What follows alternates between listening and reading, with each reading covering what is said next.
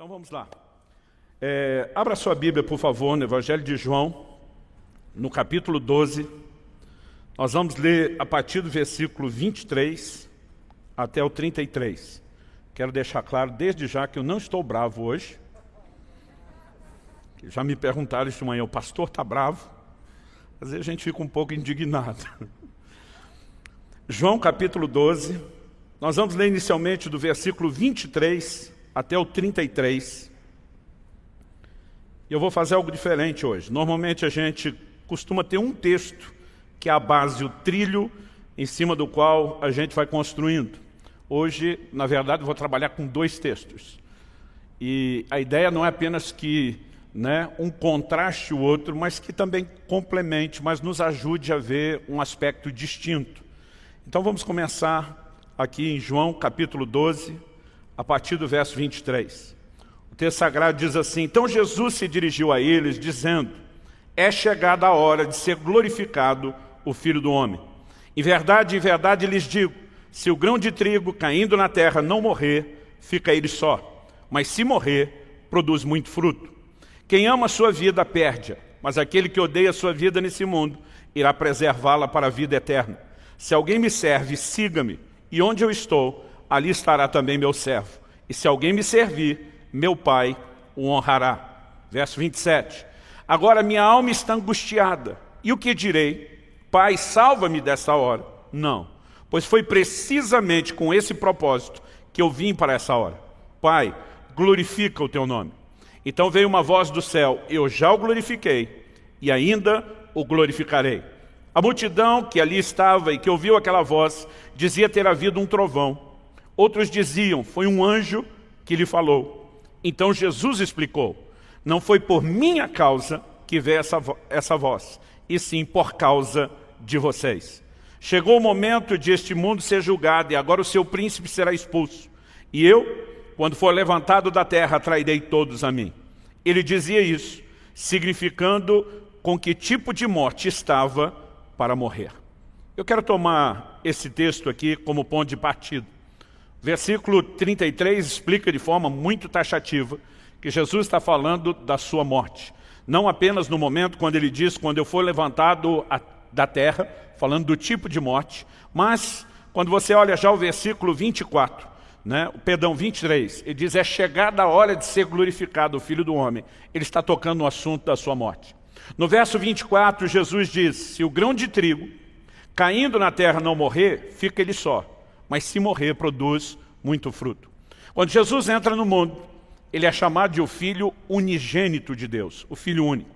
Mas a mesma Escritura revela que o propósito pelo qual ele veio foi para que ele deixasse de ser o unigênito, o Filho único, e se tornasse o primogênito, o primeiro de muitos. No entanto, Jesus está dizendo que a semelhança do grão de trigo, se ele não morresse, ele permaneceria sozinho. Seguiria sendo o Filho único, mas se morresse, haveria muito fruto. Então toda a conversa, ela acontece em cima da questão da sua morte. Nós estamos ainda no capítulo 12 de João, e quando você olha para os 21 capítulos, você pensa, bom, já passamos aqui da metade. Mas a verdade é que em termos cronológicos, nós estamos muito mais perto do fim do ministério de Jesus do que parece. Já no capítulo 13 nós temos a última ceia, e a partir de então, apesar de vários discursos ainda no meio, nós temos os desdobramentos finais do Senhor Jesus em Jerusalém e na sua morte e no seu sacrifício. Nós sabemos e conhecemos muito bem o cenário de crise que Jesus viveu no Getsêmani, quando ele diz, Pai, se possível, passa de mim esse cálice. E o livro de Hebreus, como já vimos aqui anteriormente em outras mensagens, nos explica que ele estava oferecendo um forte clamor com lágrimas a quem o podia livrá-lo da morte. Hebreus capítulo 5, versículo 7 começa dizendo: ele, Jesus, nos dias da sua carne. É lógico que está enfatizando a sua humanidade. Nesse momento, que me parece ter sido um pouco antes do Getsêmani, o Senhor Jesus já parece estar demonstrando algum tipo de conflito. No verso 27 ele diz: minha alma está angustiada. Angustiada porque ele sabe que aproxima o seu momento. Ele sabe que se aproxima a sua hora. Então a declaração de Jesus é: e o que eu vou dizer? Vou pedir ao Pai que me salve dessa hora. Ele diz, não foi precisamente com esse propósito que eu vim, justamente para essa hora. Em outras palavras, eu tenho que encarar. E é nesse momento que Jesus está externando esse dilema, que uma voz vem do céu em resposta à oração dele. Naquele momento Jesus diz, Pai, glorifica o teu nome. E a voz responde, já glorifiquei e ainda glorificarei. E nesse momento alguns começam a especular, deve ter sido um trovão, porque ouviram o barulho da voz, mas talvez não entenderam ela com clareza. Outros dizem, foi um anjo que lhe falou. Alguns entendem que foi uma comunicação celestial. Mas enquanto estão especulando o que é que aconteceu, a explicação de Jesus é o que me chama a atenção aqui no verso 30. Ele diz, não foi por minha causa que veio essa voz, e sim por causa de vocês. Em outras palavras, ele está dizendo, se fosse por causa de mim, talvez o Pai faria alguma coisa para me poupar dessa horrenda morte, desse horrendo sacrifício, e pior do que o aspecto físico, da dor, da tortura, que era a morte por crucificação, uma morte lenta, dolorosa, era carregar os pesos do pecado do mundo todo. E o Senhor Jesus está dizendo, a voz não veio por causa de mim. Em outras palavras, Deus estava dizendo, realmente você vai levar o projeto até o fim, eu vou honrar você por aquilo que você vai fazer. Mas Jesus estava dizendo, a voz falou, não foi por causa de mim, foi por causa de vocês. A Bíblia diz, Deus amou o mundo de tal maneira que deu seu Filho unigênito, para que todo aquele que nele crê não pereça, mas tenha a vida eterna. Nós podemos dizer que a vinda de Cristo, sua encarnação, sua vida na terra, seu ministério exercido, sua morte, sua ressurreição, tudo isso foi por causa de nós. Jesus está dizendo, foi por causa de vocês. E há um aspecto do Evangelho, isso não pode ser negado em hipótese nenhuma, que é aquilo que Deus resolveu fazer por causa de nós. Por causa do amor que Ele tem por cada um de nós. Por causa da disposição dEle de oferecer salvação a todos nós. No entanto, eu quero classificar isso como um aspecto do Evangelho. Nós não podemos achar que essa é a definição plena do Evangelho. Porque se por um lado o Evangelho fala daquilo que Deus faz por causa de nós, por outro lado nós vamos descobrir que o significado completo de Evangelho, que envolve não apenas a conversão, mas toda a caminhada cristã, envolve um outro aspecto complementar, que é o que eu e você precisamos fazer por causa de Cristo. E eu quero que você possa olhar comigo o outro lado da moeda e confira comigo lá em Filipenses, no capítulo 3, nos versículos 7 e 8, a declaração de Paulo, que em 2 versículos ele afirma por 3 vezes essa expressão, por causa de Cristo. Vamos lá. Ele diz no verso 7 de Filipenses 3, mas o que para mim era lucro, isso considerei perda por causa de Cristo. Na verdade, considero tudo como perda, por causa da sublimidade do conhecimento de Cristo Jesus, meu Senhor. Por causa dele, perdi todas as coisas e as considero como lixo. Outras traduções dizem como refúgio para ganhar a Cristo. O que é que o apóstolo Paulo está dizendo?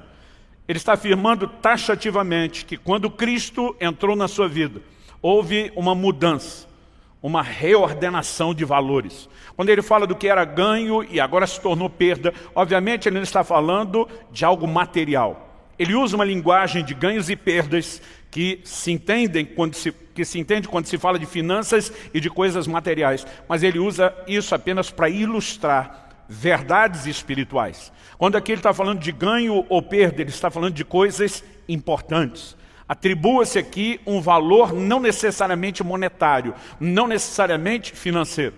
Basicamente, Paulo estava dizendo, o que para mim antes tinha valor e importância, agora, por causa da sublimidade do conhecimento de Cristo Jesus, meu Senhor, essas coisas perderam completamente o seu valor e a sua importância. E ele usa essa expressão já logo no versículo 7, por causa de Cristo. No 8 ele vai dizer, por causa da sublimidade do conhecimento de Cristo Jesus. E no final do versículo 8, ele vai afirmar mais uma vez, por amor do qual, ou por causa de quem eu perdi todas as coisas. E aqui por 3 vezes, o apóstolo Paulo nos ajuda a enxergar com essas declarações que se existe um aspecto do Evangelho e da relação com Deus, onde o Senhor está dizendo, é por causa de vocês que eu fiz isso tudo, existe um outro, onde Deus espera que eu e você, em contrapartida, né, numa verdadeira resposta, no ato de reciprocidade, também possamos entender aquilo que por causa dele nós devemos fazer. Então o apóstolo Paulo fala de um lugar que Cristo precisa ocupar acima de qualquer outro valor. Em outras palavras, quando Cristo entra na nossa vida, ele precisa estar acima de qualquer outra coisa. Quando o apóstolo Paulo usa aqui a expressão por causa da sublimidade do conhecimento de Cristo Jesus, tem traduções que dizem por causa da excelência, e há uma diversidade de traduções. Outro dia alguém falou, pastor, por que há tanta variação nas traduções? E eu respondi, porque algumas dessas palavras são difíceis de definir apenas com uma única tentativa. A palavra usada aqui no original grego, quando ele fala sublimidade, é a palavra uperetio. Uperetio significa manter-se sobre, sobressair-se, elevar-se, destacar-se, estar acima, ser superior, né? Em outras palavras, eu não acredito que Paulo falava apenas que o conhecimento de Cristo estava acima dos outros conhecimentos. A sublimidade do conhecimento. Quando ele junta as palavras, né, uperetio e conhecimento, particularmente, e o contexto dos dois versículos justificam isso, eu acredito que ele está falando por causa do conhecimento daquele que uperetio, sobressai-se, está acima de toda e qualquer coisa. Ou seja, Paulo está dizendo, por causa de Cristo, todos os meus valores mudaram. Por causa de Cristo, toda a minha rota, a minha bússola de vida foi completamente redirecionada. Por causa de Cristo, tudo mudou. E quando ele fala desse lugar que Cristo ocupa, a ponto de dizer, por causa dele, eu redireciono, né? Eu estou trazendo essa mudança de valores completa, isso nos mostra a perspectiva com a qual eu e você deveríamos viver a vida cristã. Na verdade, ele não apenas destaca essa mudança de valores que tem que acompanhar essa conversão a Cristo, mas ele também enfatiza a necessidade de que tudo o resto perca importância diante da importância que o nosso Senhor Jesus passa a ter. Eu não quero estender muito falando sobre esse versículo, mas aqueles de vocês que ainda não tiveram contato, há 2 anos atrás, eu publiquei esse livro, Até que Nada Mais Importe, que é quase todo ele baseado em cima do trilho dessa declaração de Filipenses 3, versos 7 e 8. E se você não conhece, né, se você ainda não tem, recomendo adquirir. Se tem, ainda não leu, recomendo fazê-lo. O que eu quero destacar com esse outro lado que Paulo está apresentando é que nós temos que considerar não apenas a parte de Deus, o que ele fez por causa de nós, mas o que agora eu e você devemos fazer por causa dele.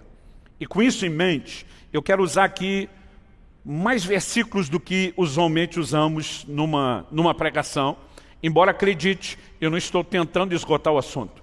Eu comecei a perceber ultimamente, meditando principalmente nas declarações do Novo Testamento, que essas expressões, por causa de Cristo, por causa dele, né, por causa do Evangelho, por causa da palavra, elas são tão abundantes, elas são tão frequentes, que para mim elas saem do patamar de mera informação e ganham a natureza de ênfase.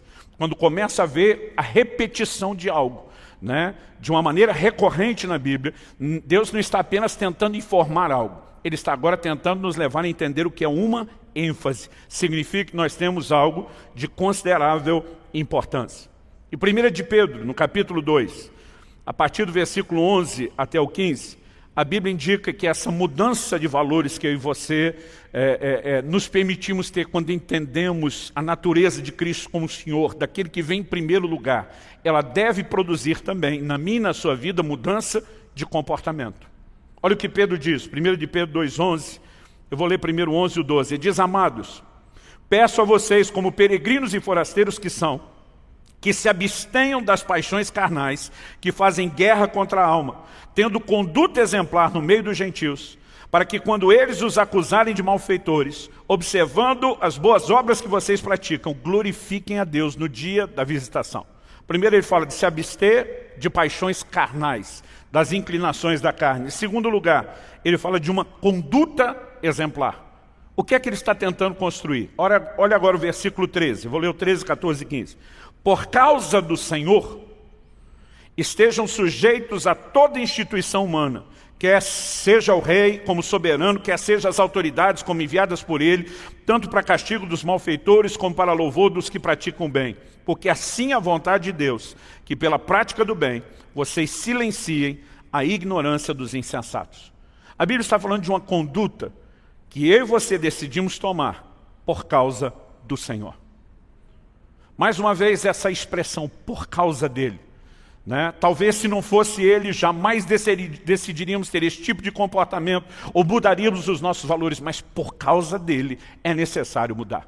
Então, em cima dessa declaração de Paulo, né, de Filipenses capítulo 3, por causa de Cristo, eu quero dar como tema a minha mensagem justamente essa frase, por causa de Cristo.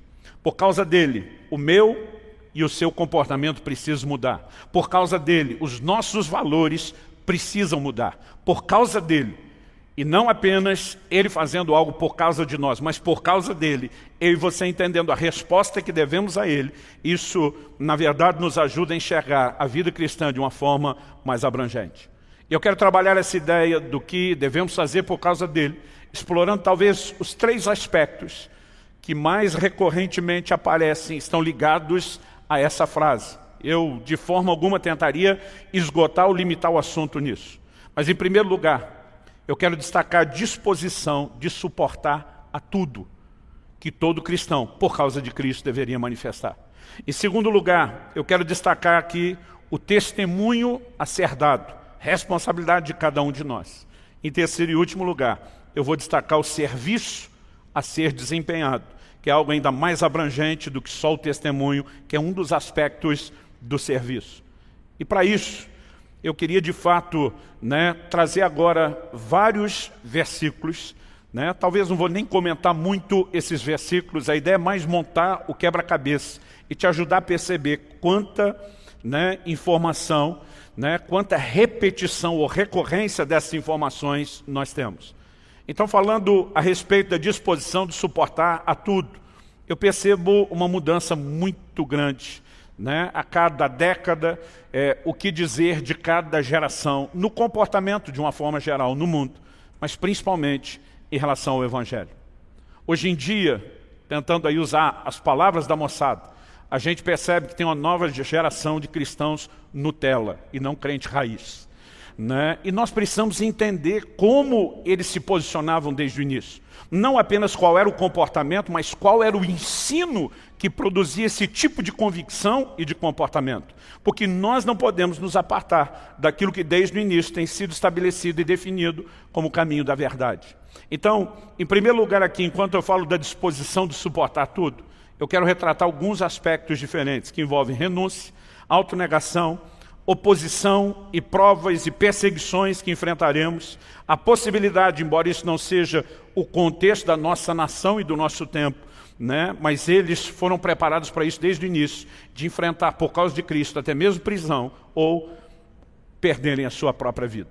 Então vamos olhar algumas declarações, principalmente do Senhor Jesus e junto a algumas dos apóstolos. Em Marcos, no capítulo 10, dos versículos 28 a 30, Jesus diz, em resposta a uma declaração de Pedro, algo que serve não só para Pedro, mas para todos nós. O texto diz assim: então Pedro começou a dizer, eis que nós tudo deixamos e te seguimos. Tornou Jesus, em verdade vos digo, que ninguém há que tenha deixado casa, ou irmãos, ou irmãs, ou mãe, ou pai, ou filhos, ou campos, por amor de mim e por amor do Evangelho, que não receba, já no presente, o cêntuplo, 100 vezes mais, de casas, irmãos, irmãs, mães, filhos e campos, com perseguições, e no mundo por vir, a vida eterna. Quando Pedro diz, nós deixamos tudo por causa de você, é como se Jesus respondesse grandes coisas. Cada um de vocês tem a responsabilidade de deixar tudo por causa de mim. Isso não significa que depois da renúncia eu não vá recompensá-los. Vocês podem receber muito mais ainda em vida, e diz com perseguições, com encrencas e tribulações, mas no mundo por vir, a vida eterna. Quando eu olho para essa declaração de Jesus, eu vejo ele destacando, por amor de mim e por amor do Evangelho. Você pode trocar aqui a expressão por causa de Cristo, por amor a Cristo. Você pode trocar a expressão por causa do Evangelho como por amor ao Evangelho. Ele está dizendo, quando vocês entendem que a minha pessoa e o Evangelho encontram esse lugar de tamanha proeminência e importância, então vocês precisam adequar a vida de vocês a esse novo valor. E ao olhar para isso eu vejo que o Senhor Jesus esperava o quê? Nada mais, nada menos do que uma disposição de renúncia. Isso envolve também a autonegação. Em Lucas 9, 23 e 24, Jesus afirma o seguinte: dizia a todos: se alguém quer vir após mim, a si mesmo se negue, dia a dia tome a sua cruz e siga-me. Pois quem quiser salvar sua vida, perdê-la-á. E quem perder a vida por minha causa, esse a salvará. O perder a vida aqui não era só literal, poderia chegar às últimas consequências. Mas Jesus está falando principalmente de autonegação, de morrer para si mesmo. Em 2 Coríntios 4:11, Paulo usa essa declaração e diz: porque nós que vivemos, somos sempre entregues à morte por causa de Jesus, para que também a vida de Jesus se manifeste em nossa carne mortal. Quando ele diz somos sempre entregues à morte, não é a morte literal, porque essa só poderia acontecer uma única vez. Mas quando ele está falando do sempre, é a mesma declaração que ele faz em Romanos 8:36, todo dia morro. Era morrer para si, né? Morrer para a sua própria carne, para o seu ego, para o seu eu, para a satisfação, né, carnal. E aqui ele mostra, justamente por meio dessa declaração, somos sempre entregues à morte por causa de Jesus. Eu olho para uma geração que quer viver a parte que interessa do Evangelho e descartar aquilo que eles não julgam interessante. Eu olho para uma geração que quer viver o bônus, mas não quer reconhecer que existe ônus de compromisso, de fidelidade a Deus, quando se abraça o Evangelho. E muitas vezes nós não percebemos, porque a abertura do ângulo é algo que no início não parece produzir muita diferença, mas lá na frente vai fazer muita diferença. E as pessoas começam um processo paulatino, lento, gradual, sem perceber que estão negociando um nível de compromisso, de rendição e entrega que jamais poderia ter sido negociado.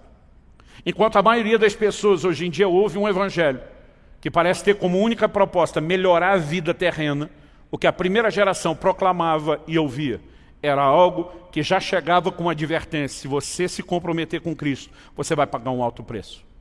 Olha o que Cristo ensinou sobre oposição. Lucas 6, 22, 23. Ele diz: bem-aventurados sois quando os homens vos odiarem e quando vos expulsarem da sua companhia, vos injuriarem e rejeitarem o vosso nome como indigno, por causa do Filho do Homem. Regozijai-vos naquele dia e exultai, porque grande é o vosso galardão no céu, pois dessa forma procederam seus pais com os profetas.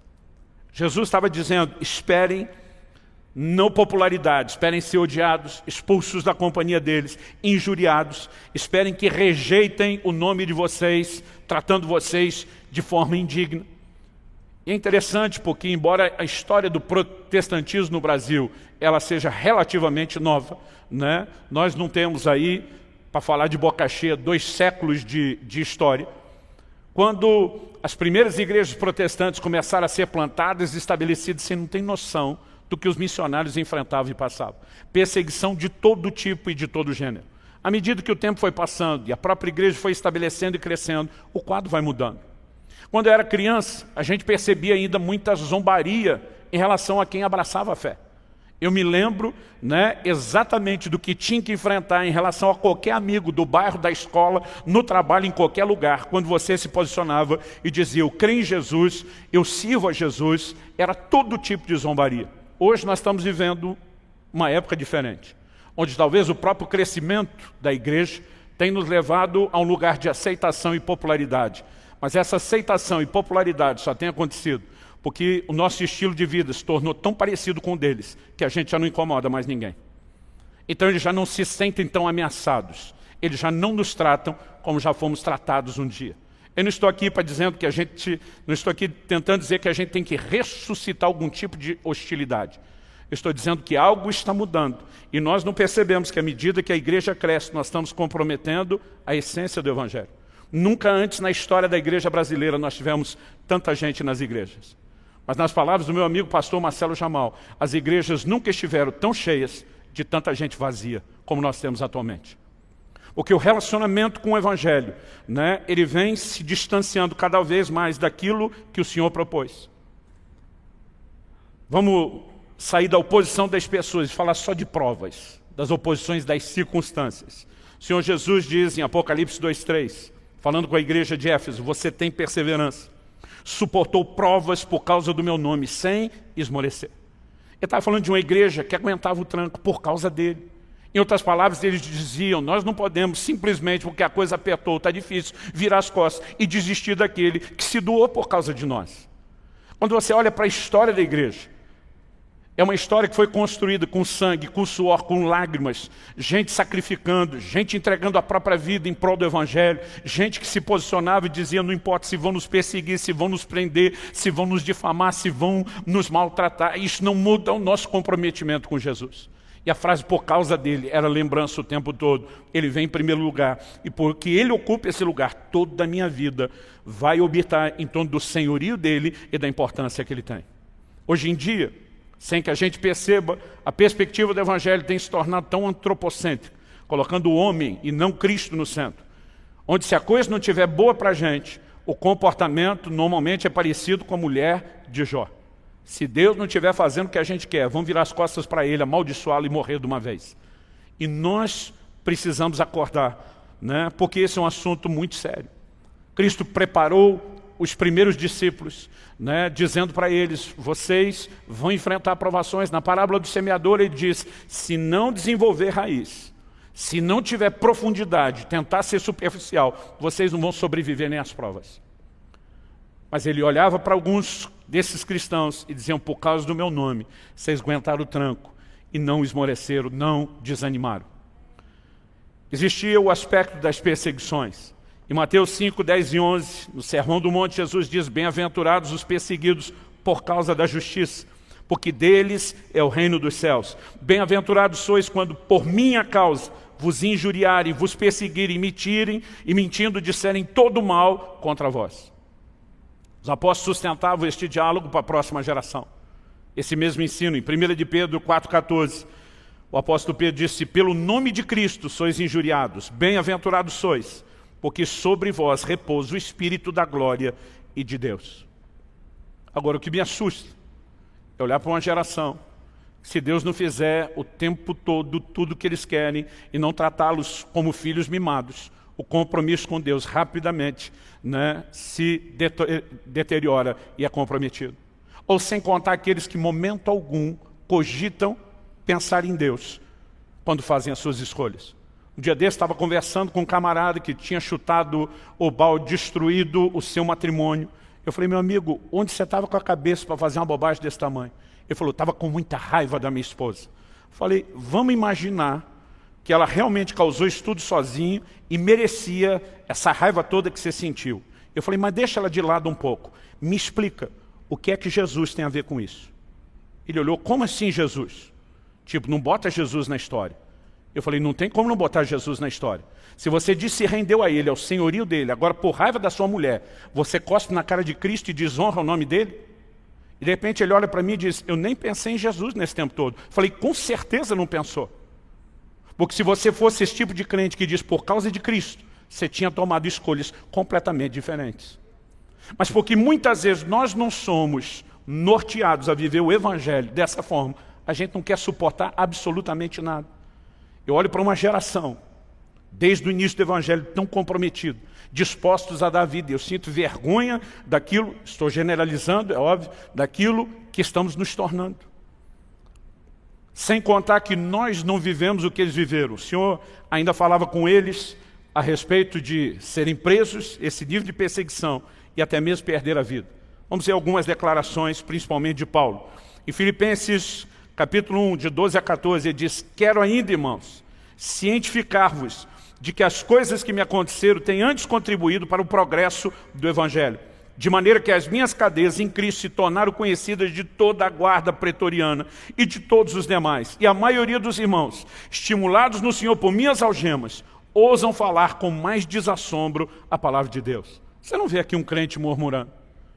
Você vê aquele mesmo crente raiz, não Nutella, que em Filipos, enquanto açoitado e preso, estava orando e adorando a Deus na prisão, em vez de reclamar. Agora ele está escrevendo para os irmãos que conhecem a sua história, porque foi assim que o Evangelho começou. Ele diz, gente, vocês não sabem de nada. Não foi só essa prisãozinha passageira em Filipos. O que eu estou enfrentando agora está sendo uma bênção. Ele diz, toda a guarda pretoriana já foi evangelizada. Enquanto ia trocando de turnos os soldados, Paulo ia pregando o evangelho para cada um deles o tempo todo. Ele diz, toda a guarda pretoriana já conhece a razão das minhas algemas. Ele diz, e os irmãos do lado de fora, vendo a minha perseverança, estão ainda com mais ousadia, proclamando a palavra de Deus. Eles simplesmente olhavam para aquilo dizendo, não apenas é parte do jogo, mas por causa de Cristo, nós vamos suportar o que vier. E 2 Timóteo, no capítulo 2, nos versículos 9 e 10, ele diz, pelo que estou sofrendo até algemas como malfeitor, contudo a palavra de Deus não está algemada. Por essa razão, tudo suporto, por causa dos eleitos, para que também eles obtenham a salvação que está em Cristo Jesus com eterna glória.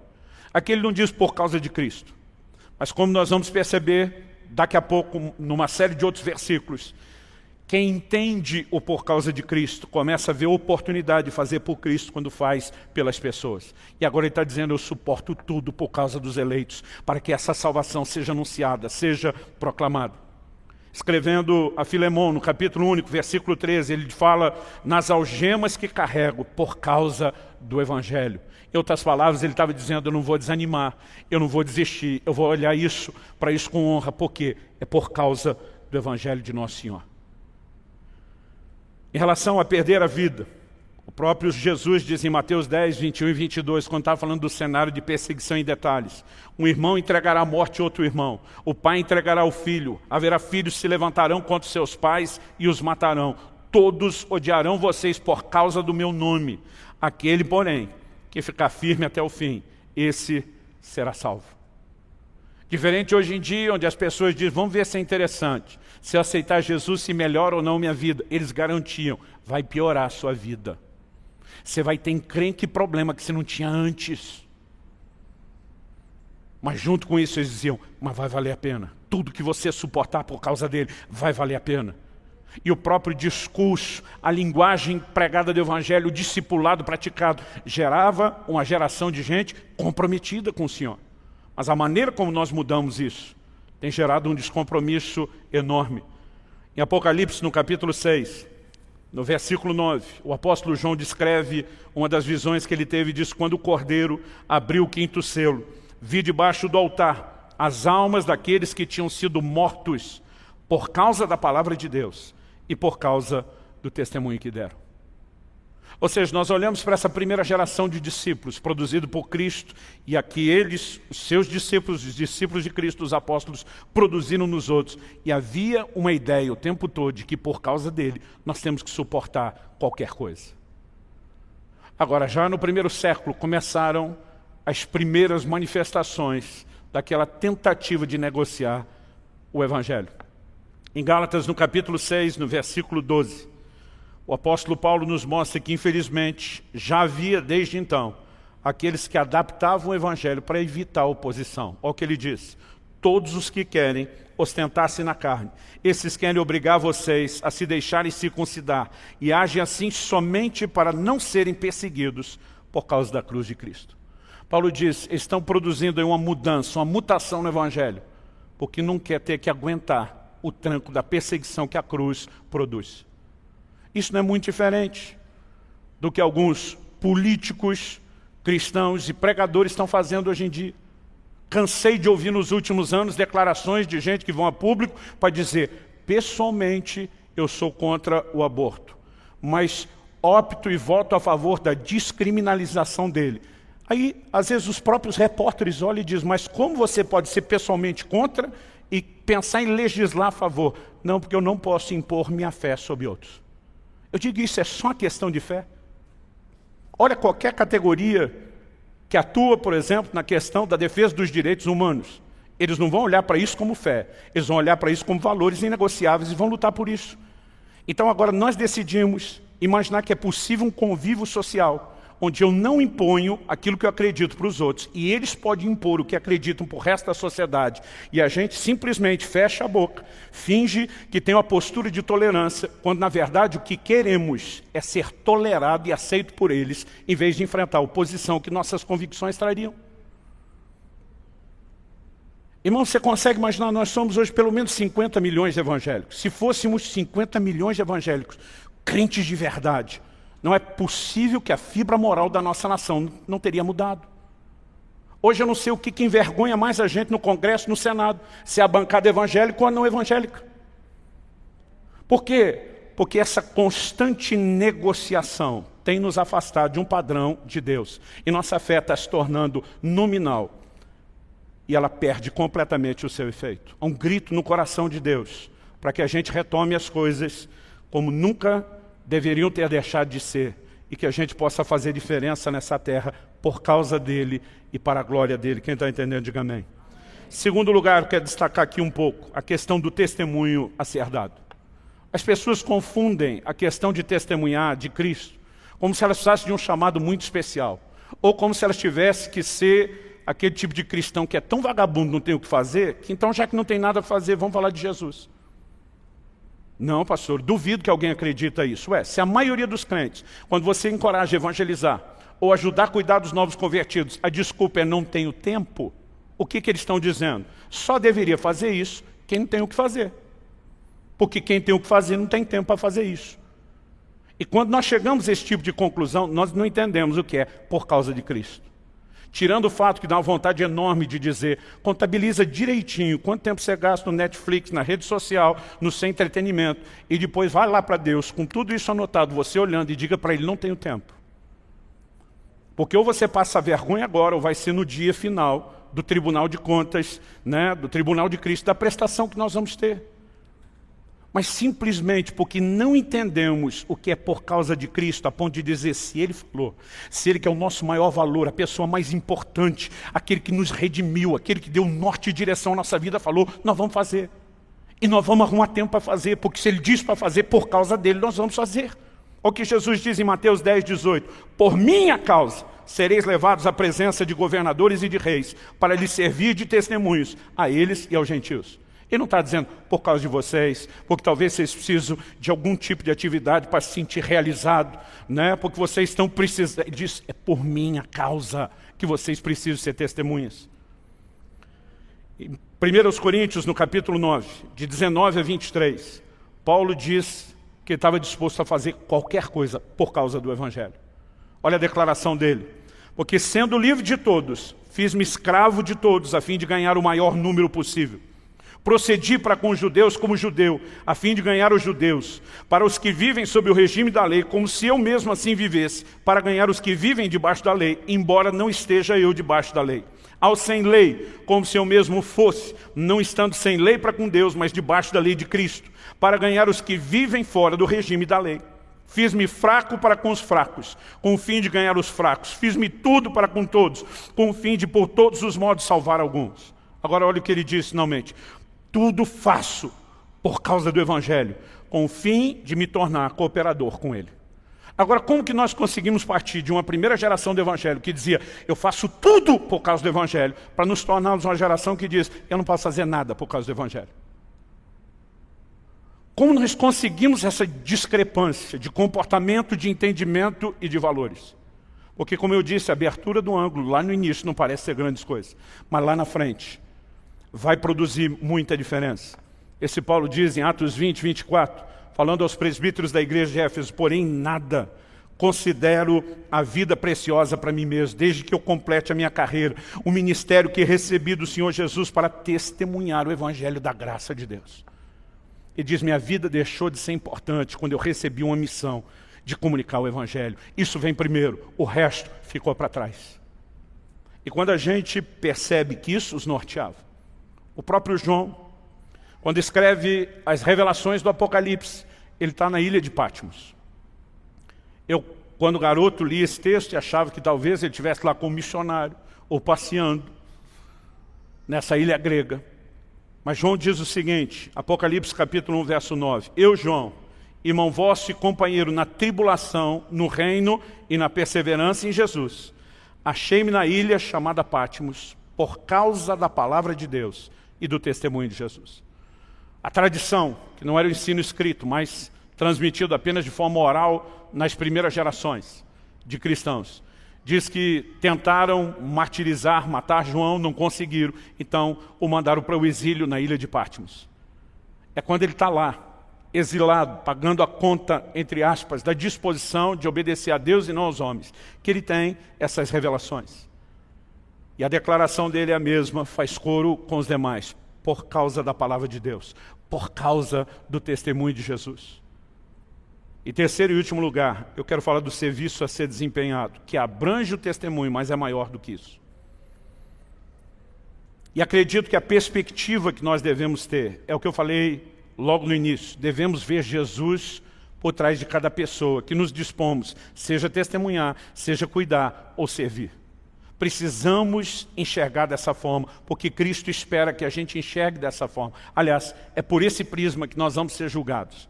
Em Mateus 25, dos versículos 35 a 40, no que a Bíblia chama de o juízo das nações, Jesus diz que no final, ele vai ter um encontro com um grupo de pessoas e vai dizer, porque eu tive fome e vocês me deram de comer, tive sede e vocês me deram de beber, eu era forasteiro e vocês me hospedaram, eu estava nu e vocês me vestiram, enfermo e me visitaram, preso e foram me ver. Então os justos perguntarão, quando foi que vimos o Senhor com fome e lhe demos de comer? Ou com sede e lhe demos de beber? Quando foi que vimos o Senhor como forasteiro e o hospedamos? Ou nu e o vestimos? E quando foi que vimos o Senhor enfermo ou preso e fomos visitá-lo? Os próprios justos vão dizer, nem a gente tomou conhecimento de ter feito isso para o Senhor. O Senhor Jesus diz, o rei respondendo lhes dirá, em verdade lhes digo, que sempre que o fizeram a um desses meus pequeninos irmãos, foi a mim que o fizeram. Em outras palavras, ele está dizendo mesmo que vocês não estivessem conscientes. Quando vocês faziam aquilo que eu esperava que vocês fizessem, quando vocês faziam para as pessoas, eu entendo e recebo como se estivesse fazendo para mim. Ou seja, a ideia de servir por causa de Cristo não é apenas porque Ele mandou, não é só porque Ele espera, é porque temos a oportunidade de demonstrar toda a nossa honra, gratidão, o lugar de importância que Ele merece, quando nos dedicamos a servir. E 2 Coríntios 4:5, Paulo diz que essa disposição de serviço tem que ser por causa de Cristo. Olha a declaração dele, porque não pregamos a nós mesmos, mas a Jesus Cristo como Senhor, e a nós mesmos como servos de vocês, por causa de Jesus. Ele diz, quando pregamos Jesus, nós vamos apresentá-lo para ser Senhor da vida de vocês, mas nós vamos nos apresentar como servos de vocês, por causa de Jesus. Paulo está dizendo, por causa dele, nós não conseguimos enxergar outra dinâmica de relacionamento com quem quer que seja, a não ser como uma oportunidade de serviço por causa de Jesus. Quem está entendendo, diga amém.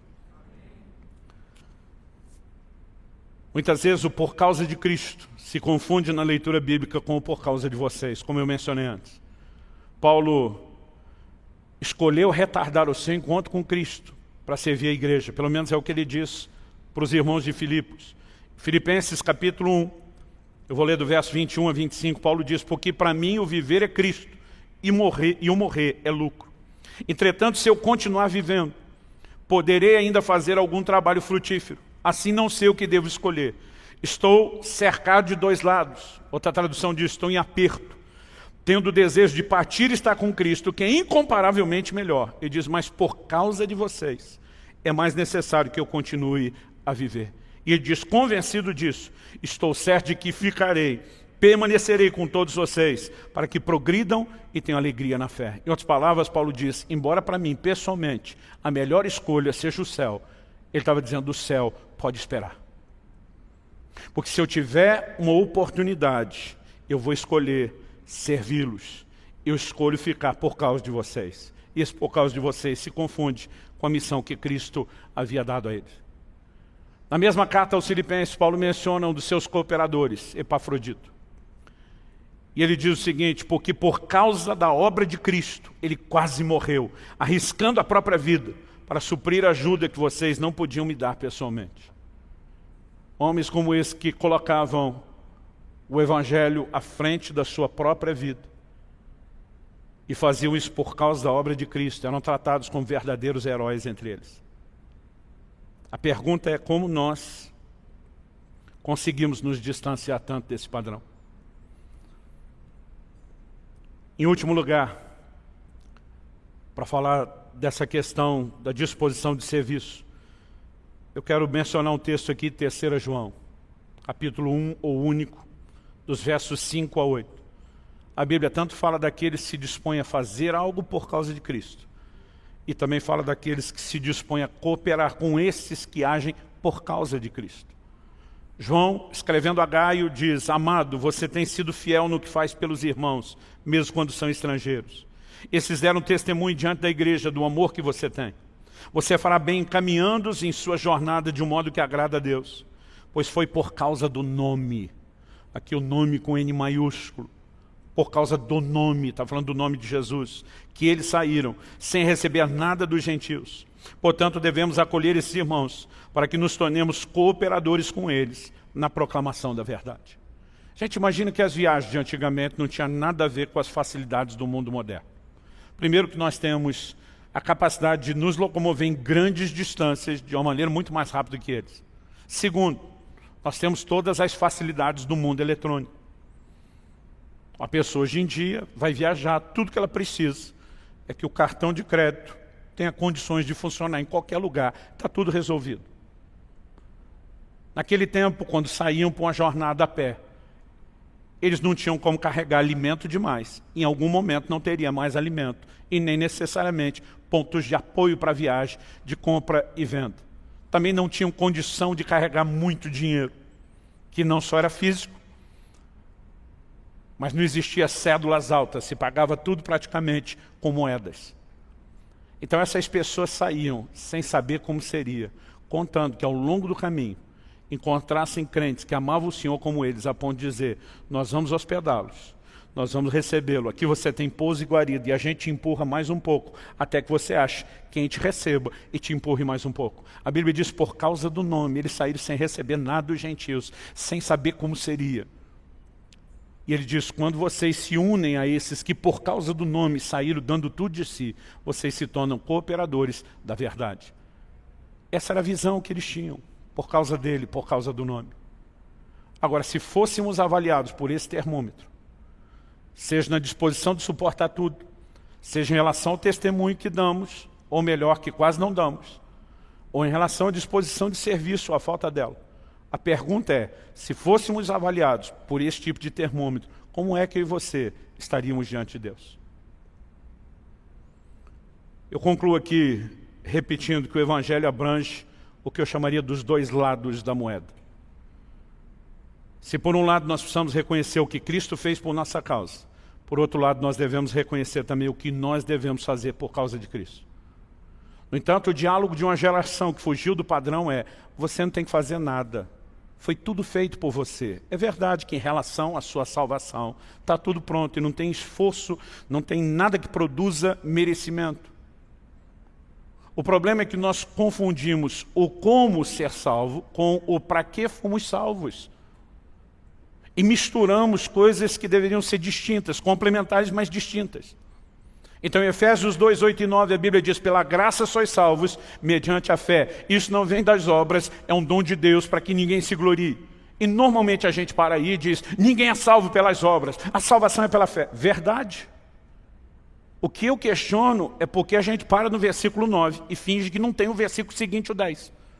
Porque o versículo seguinte, o 10, Paulo diz: porque somos feitura dele, criados em Cristo Jesus para as boas obras. Então, se é justo dizer que nós não somos salvos pelas obras, teria que ser exatamente tão justo quanto dizer que fomos salvos para elas. Agora, porque não somos salvos por elas, porque elas não têm a ver com o como salvos, nós como somos salvos, porque elas não têm a ver com como somos salvos, nós jogamos fora o porquê somos salvos. E o discurso de não temos que fazer nada virou não só o entendimento do que era a porta de entrada, mas virou uma completa falta de propósito de vida, de um norte da vida cristã. Na verdade, com o perdão da palavra, virou a desculpa de uma geração vagabunda que não quer fazer absolutamente nada daquilo que Deus espera que ela faça. E se nós acreditarmos que podemos viver o Evangelho só pensando no que Cristo fez por nós, sem entender o que nós devemos fazer por Ele, não é o Evangelho que nós estamos vivendo. Há uma reciprocidade. Paulo diz em 2 Coríntios 5, 14 e 15, pois o amor de Cristo nos constrange, julgando nós isso. Um morreu por todos, logo todos morreram. E ele morreu por todos, para que os que vivem não vivam mais para si mesmos, mas para aquele que por eles morreu e ressuscitou. Paulo dizia, o amor, a doação de Cristo e da sua vida é tão constrangedora, que nós que agora vivemos por causa da morte dele, não temos o direito de viver para nós mesmos. Nós precisamos corresponder, retribuir a esse amor e viver para ele. Quem está entendendo, diga amém. Vamos ficar em pé para parecer que está acabando. Eu gostaria que nós pudéssemos orar juntos. Eu não vim aqui apontar o dedo ou jogar pedra em você. Como eu disse no início, eu não estou bravo.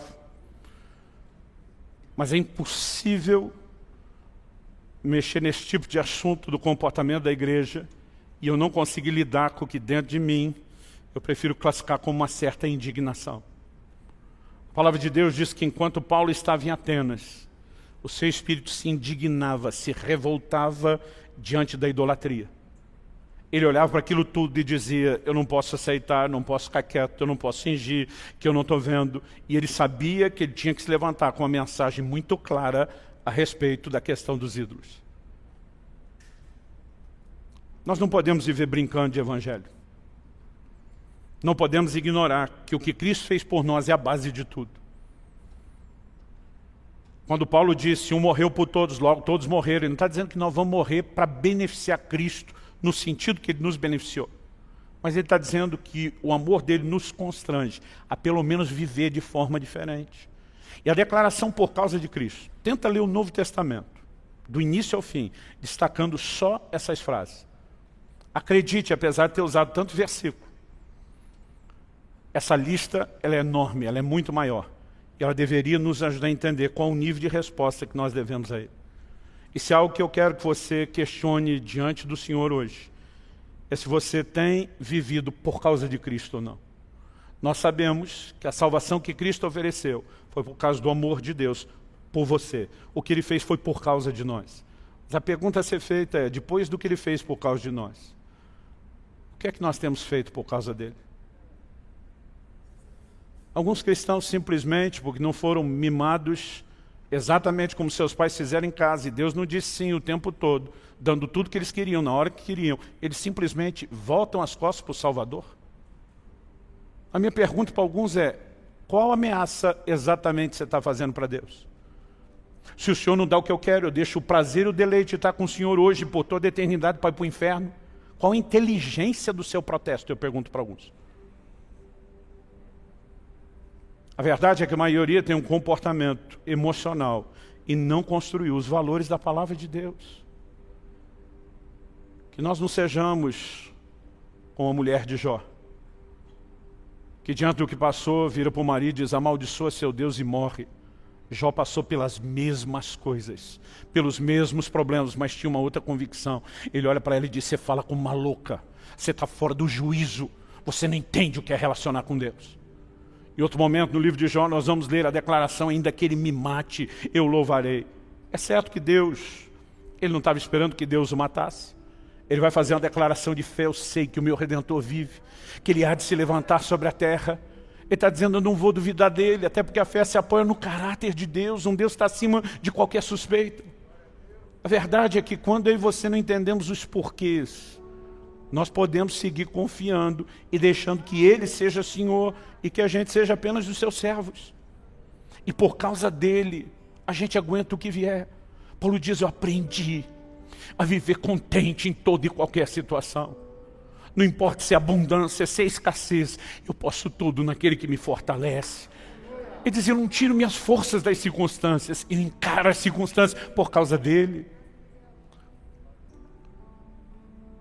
Talvez haja uma necessidade urgente de você alinhar o seu comprometimento com Deus. Eu quero te propor fazer isso aqui, agora, hoje. Enquanto você ora, colocando a sua vida diante de Deus, eu quero dirigir um convite específico a 2 grupos de pessoas. Talvez você, mesmo sem entender tudo que eu estou falando aqui hoje, sente que a palavra de Deus está provocando, queimando seu coração, e talvez você esteja aí pensando e dizendo, eu preciso fazer algo por causa de Cristo. Mas a verdade é que antes de fazer algo por causa dele, primeiro, você precisa entender e corresponder ao que ele fez por causa de você. Se isso não funcionar primeiro, não adianta você tentar começar pelo que deveria ser a resposta. Em Romanos 4, de 22 a 25, a Escritura diz assim, está falando de Abraão, pai da fé, e diz, assim também isso lhe foi atribuído para a justiça. E as palavras lhe foi atribuído, foram escritas não somente por causa dele, mas também por nossa causa.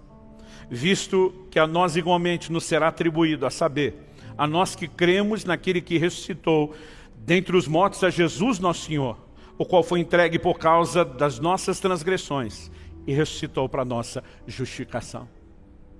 E essas declarações foram escritas por causa de nós, porque Deus queria que vivêssemos a mesma justificação.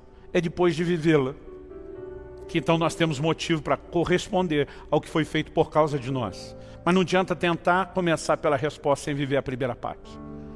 E talvez você esteja aqui hoje, no culto presencial, ou nos acompanhando à distância, e ainda não entregou sua vida a Cristo. Com certeza você não estaria aqui se o odiasse. Ninguém vai justificar sua simpatia, ninguém vai questionar sua simpatia pela pessoa de Jesus ou o Evangelho, mas a pergunta é, você de fato deu a ele o lugar devido, onde possa depois dizer como Paulo, por causa de Cristo eu considero qualquer outra coisa como perda, o que eu quero é ganhá-lo. Se não, esse é o ponto de partida. Talvez a gente tenha tanto aqui, como aqueles que nos acompanham ao vivo, ou por essa mensagem gravada depois, gente que se afastou do Senhor Jesus. É impressionante a quantidade de gente que, por falta de um adjetivo melhor, a gente chama de desviado. A Bíblia fala de alguns que se desviaram do caminho, se apartaram da fé. Enquanto você ouve a palavra de Deus, você sabe que o discurso de um homem não poderia mexer com você, como o que está acontecendo aí do lado de dentro. E você sabe que Deus está te chamando de volta. Você sabe que Ele estende mais uma vez o amor, a misericórdia, a bondade que você já provou um dia, dizendo, eu quero que você volte, eu quero restaurar você. Eu não quero abrir mão de você, eu não quero perdê-lo. E hoje em dia, se somos pelo menos 50 milhões de evangélicos na nação, há uma estimativa desde que éramos 30 milhões, que não parece ter mudado, de que para cada um crente firme dentro da igreja, você tem um desviado do lado de fora. Isso nos coloca numa nação com 50 milhões de desviados. Gente que já teve alguma experiência com Cristo, mas não permaneceu na fé. É por isso que em toda reunião nós fazemos dois tipos de apelo. Não apenas a quem quer entregar a vida a Cristo, mas aqueles que precisam se reconciliar com Ele. Mas a minha proposta não é para um evangelho que melhore a sua vida terrena. Em alguns aspectos, com certeza vai melhorar. Em outros, talvez você vai dizer, agora eu tenho problemas que eu não tinha antes. Mas é um evangelho que muda antes de mais nada a sua eternidade, o seu destino eterno. Terá desdobramentos, impacto e um efeito colateral na vida terrena, mas essa não é a essência. Paulo escreve aos Coríntios e diz, se é só para essa vida que esperamos em Cristo, nós somos de todos os homens os mais infelizes. Nossa esperança vai muito além do que Ele fará por nós aqui e agora. E para você que quer e entende a importância de tomar essa decisão, eu quero fazer um convite diferente dos demais que estão orando, se acertando com Deus aí onde estão. Eu quero que você possa externar publicamente a sua decisão. Até porque o próprio Jesus diz, todo aquele que me confessar diante dos homens, eu também o confessarei diante do meu Pai e dos anjos que estão nos céus. Ele diz, mas se me negar diante dos homens, eu também vou negá-lo diante do meu Pai e dos anjos que estão nos céus. Pastor, então essa decisão tem que ser tomada em público, sim. A boa notícia é que essa audiência, essa plateia não está aqui para julgar você. Eles na verdade estão torcendo por você. Muitos deles já estão orando pela sua decisão agora. Jesus disse que a festa nos céus quando o pecador se arrepende. E nos mandou orar para que a vontade de Deus seja feita aqui na terra, como acontece lá no céu. Então com certeza Ele também queria que tivesse festa aqui. E nós fazemos festa cada culto, quando alguém se posiciona e decide por Jesus. Então eu vou perguntar, quantos de vocês que ainda não tomaram a decisão de entregar sua vida a Cristo e querem fazer isso pela primeira vez, ou que entendem o chamado de Deus para se reconciliar com Cristo e querem fazer isso agora. Dá um sinal com a sua mão bem alto, levante a sua mão. Eu não quero que você se acanhe, nós queremos orar com você. Quem quer tomar essa decisão hoje? Graças a Deus, quem mais? Eu sei que há mais pessoas. Tem gente que a princípio fica só acanhado, mas tem gente que não entende que é uma batalha no mundo espiritual acontecendo. Às vezes as pessoas me dizem, eu queria levantar a mão e parece que ela pesava 1 tonelada. Eu queria sair do meu lugar, parece que meu pé estava parafusado, enraizado no chão. Isso é uma batalha do reino espiritual, mas na autoridade do nome de Jesus. Nós quebramos e desfazemos toda amarra espiritual. Eu declaro cada pessoa nesse lugar e que nos acompanha, ouvindo a palavra de Deus agora, livre para responder ao apelo, ao convite do Espírito Santo. E tem gente que diz, pastor, depois que declarou isso, parece que minha mão já não pesava 1 tonelada. Você que também quer tomar essa decisão junto com os demais, dá um sinal. Aliás, vou pedir mais do que só dar um sinal com a sua mão. Sai rapidamente do seu lugar. Vem aqui à frente para a gente orar junto. Você que está em casa pode orar conosco aí mesmo, onde está, na sua casa ou independente do lugar onde você esteja assistindo. Você que está tomando essa decisão, vem para cá. Aliás, vou pedir mais.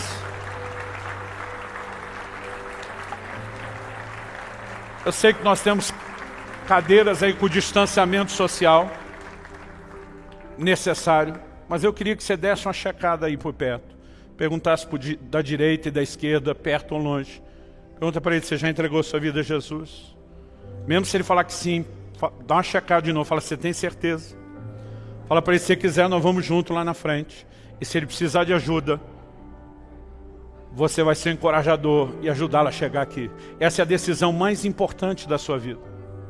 Pastor, eu posso deixar isso para depois. É verdade. Mas pode ser que esse depois não aconteça, que essa decisão não seja tomada. Sem contar que nenhum de nós sabe exatamente quanto tempo tem de vida. A Bíblia diz, se hoje ouvides a voz de Deus, hoje, não endureçam o coração. A Bíblia diz, hoje é o tempo aceitável, hoje é o dia da salvação. Glória a Deus. Você pode dar ao Senhor mais um forte aplauso.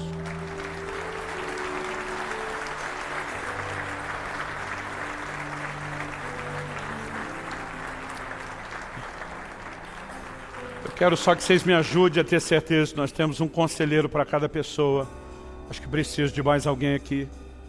Que nos ajudem a orar com eles. Muitas vezes a gente pede que os próprios conselheiros orem, mas eu vou pedir que vocês vierem à frente, repitam essa oração comigo, porque aqueles que estão nos acompanhando à distância também precisam ter uma referência. Pastor, eu posso orar sozinho? Pode.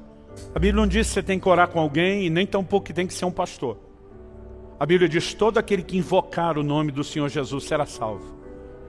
Basta clamar pelo nome de Jesus, a salvação que há nele. Não precisa ser com palavras bonitas apenas, tem que crer de todo o coração.